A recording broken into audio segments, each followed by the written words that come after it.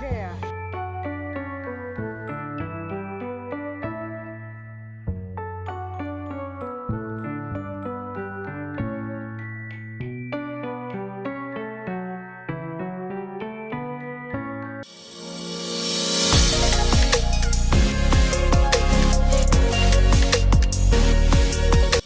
Hi Dabs, welcome back to another vlog, and it's your girl CLARISHIAN.B, living alone as a Ugandan girl. And today we are going to dive deeper into what living alone feels like, what living alone is like, and I'm going to share my experiences, and I hope you guys do enjoy the video and you learn and benefit from it as well, because living alone has changed my life, and I do believe someone out there needs this information, and I'm going to deliver it to you guys raw. Okay, so there was a time in my life where I couldn't hear myself think. Life was loud, not just the sound of the cars, the buildings, the constructions, but the expectations from my relatives, my friends, my neighbors, my neighborhood. It was a lot. Like, too many people had a lot to say. They had a lot of opinions about how I should live my life and when I should do certain things. I could constantly show up for everyone, but I was showing up for everyone, like for everyone's needs, their requests, and all of that. Then that made me feel overwhelmed. I felt like I couldn't do it. I felt like I was being suffocated. I felt like a bull was standing on my chest. That's the feeling I got all the time, like someone had placed a whole bull on my chest. Then I made the decision one day, and that decision was to move out and live alone. To live alone, it has changed everything. Like, honestly, everything in my life has changed. In the beginning, you guys, it was scary. Like, I wasn't used to silence. I was used to the noise, like from morning to sunset. I wasn't used to eating alone, sleeping alone, and being the only voice that I could hear in the day and in the house. But slowly, silence became sacred. I began to notice my own breathing. I could feel myself breathe and breathe well. Like, there were times I constantly complained that I was having difficulties in breathing, but when I moved out, that also ended. I no longer have difficulties in breathing. Like, I breathe well. I started listening to my own thoughts and not the thoughts of the society, thoughts of family members, suggestions, opinions. Now I have the luxury to listen to my own opinions, my own thoughts, thanks to me moving out. And I stopped rushing.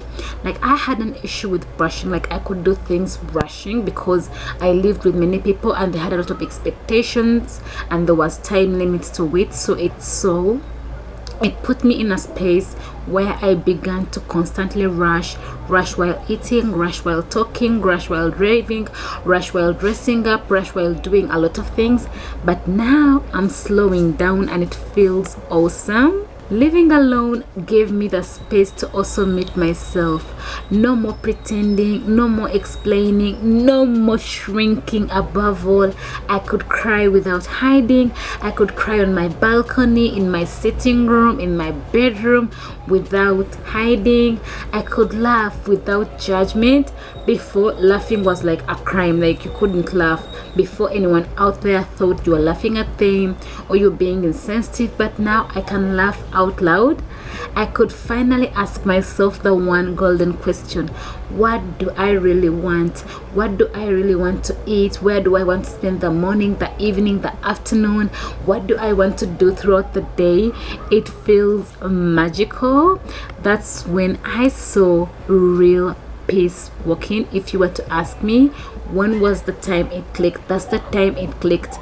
Peace didn't look like perfection, to be honest with you guys. It looked like walking through the market on a Tuesday. It looked like buying flowers just because I wanted my house to look beautiful. I can now decorate my house according to my taste, colors, mood, aesthetic, ambience. Like, do you know what that means? Like, I walk into my house and it feels like home immediately, because everything is strategically positioned to make me feel a certain way. Peace looked like sitting at the cafe alone by myself, journaling my dreams. Small things have now become soft rituals. Everyday routines have now become healing ceremonies, like skincare, working out, walking in the morning, in the evening, in the afternoon by myself. Sometimes I still feel lonely, I will admit to that, but now I know the difference between being lonely and being at peace. I don't rush to feel the quiet anymore. Quiet lives within me. I sit within it at my home.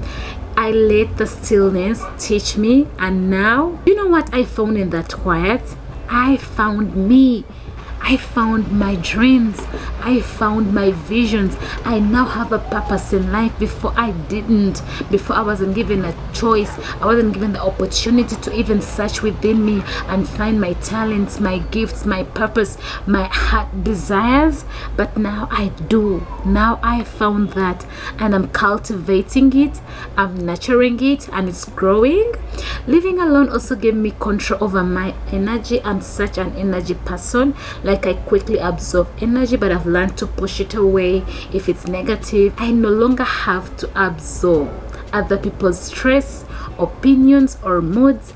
I decorate my life the way I want. I eat when I'm hungry, not when the household says it's time. Yeah, I eat when I feel like it. Uganda has taught me that peace doesn't require a fancy house or a perfect routine. I now heal at my own time. I dream without interference. I wake up each day at peace, even if that day doesn't feel perfect at all. Sometimes it's a quiet street, a bus ride with my favorite song on, a prayer whispered during the golden hour, or a plate of hot food made just for me by me. Peace is found in presence, and I finally learned how to be present. I thought I needed people to feel whole, but living alone has showed me how I only needed permission. Permission to choose me, to choose myself, permission to let go of noise, permission to rebuild slowly, softly, and honestly. If you felt something from this video, definitely subscribe. This journey is just beginning.